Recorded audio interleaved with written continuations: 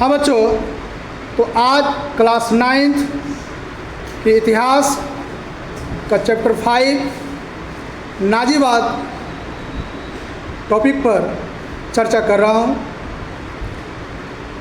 यह पाठ कई मायने में काफ़ी महत्वपूर्ण है। जैसा कि आपने देखा कि प्रथम विश्व युद्ध और द्वितीय विश्व युद्ध के उपरांत जर्मनी की जिस तरह हार हुई, इसके उपरांत जर्मनी में जो शासन व्यवस्था उभर कर आई और इसके समानांतर इटली में जो व्यवस्था उभर कर आई, इसको क्रमशः नाजीवाद और फांसीवाद के नाम से जाना जाता है। आइए इससे संबंधित महत्वपूर्ण प्रश्न को हम देखते हैं। पहला प्रश्न लेते हैं इस पाठ से। इटली में किसके नेतृत्व में फांसीवाद का उत्कर्ष हुआ? कोई बताएंगे? ओके, सही जवाब। जोरदार ताली इनके लिए। बेनिटो मुसोलिनी, बैठ जाइए। बेनिटो मुसोलिनी जो था, इन्हीं के नेतृत्व में इटली में फांसीवाद का जो है उत्कर्ष हुआ। आइए दूसरा प्रश्न लेते हैं। जर्मनी में नाजीवाद का उत्कर्ष किसके नेतृत्व में हुआ? जर्मनी में नाजीवाद का उत्कर्ष किसके नेतृत्व में? कोई बताएंगे? क्या था? फिर से एक बार। हाँ, सही जवाब। जोरदार ताली इनके लिए। Adolf Hitler. एडोल्फ हिटलर जो था वो जर्मनी में नाजीवाद के लिए, नाजीवाद व्यवस्था के लिए उत्तरदायी था। ठीक है, आइए हम तीसरा प्रश्न लेते हैं। प्रथम विश्व युद्ध जो कि 1914 से 1918 तक चला था, इस समय जर्मनी का शासक कौन था? कौन था? कैसर विलियम द्वितीय। वेरी गुड, कैसर विलियम द्वितीय। जोड़ा ताली। बहुत अच्छा। आप सभी को काफ़ी अच्छा लग रहा होगा। बहुत ही आसान प्रश्न, लेकिन बहुत ही महत्वपूर्ण प्रश्न है। हिटलर पूरे विश्व में फेमस है, इसके बारे में आप पढ़ेंगे। और भी अभी आपने बताया कि प्रथम विश्व युद्ध 1914 से 18 के समय जर्मनी का शासक कौन था? कैसर विलियम। आइए चौथा प्रश्न लेते हैं। कैसर विलियम के हॉलैंड भाग जाने पर जर्मनी में किस दल ने सरकार बनाई?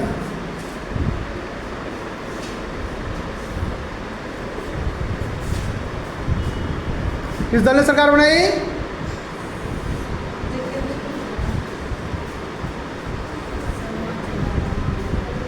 नहीं आता? कोई? हाँ बोलिए। समाजवादी प्रजातांत्रिक दल ने सत्ता अपने हाथ में लेकर एकत्र के साथ गणतंत्र की स्थापना। ठीक है बेटी, अच्छा प्रयास है, फिर भी मैं अच्छी तरह बता दे रहा हूँ।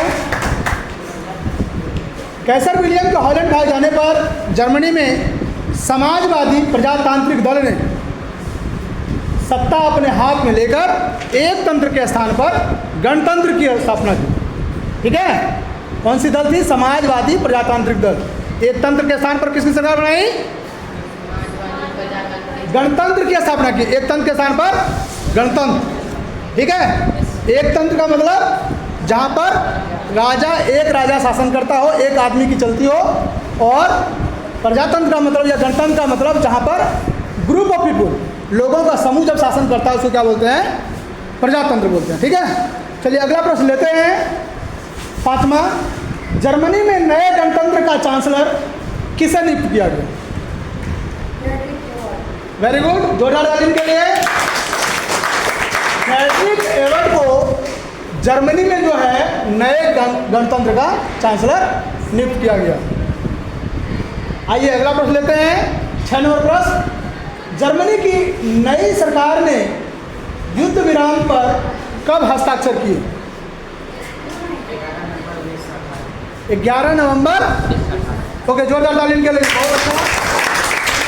11 नवंबर 1918 को जर्मनी की नई सरकार ने युद्ध विराम पर हस्ताक्षर किए थे। आइए अगला प्रश्न लेते हैं। जर्मनी का संविधान वाइमर संविधान या वाइमर गणतंत्र के नाम से क्यों जाना जाता है? क्योंकि 5 फरवरी 1919 ईस्वी को संविधान सभा की बैठक वाइमर नामक जगह पर हुई।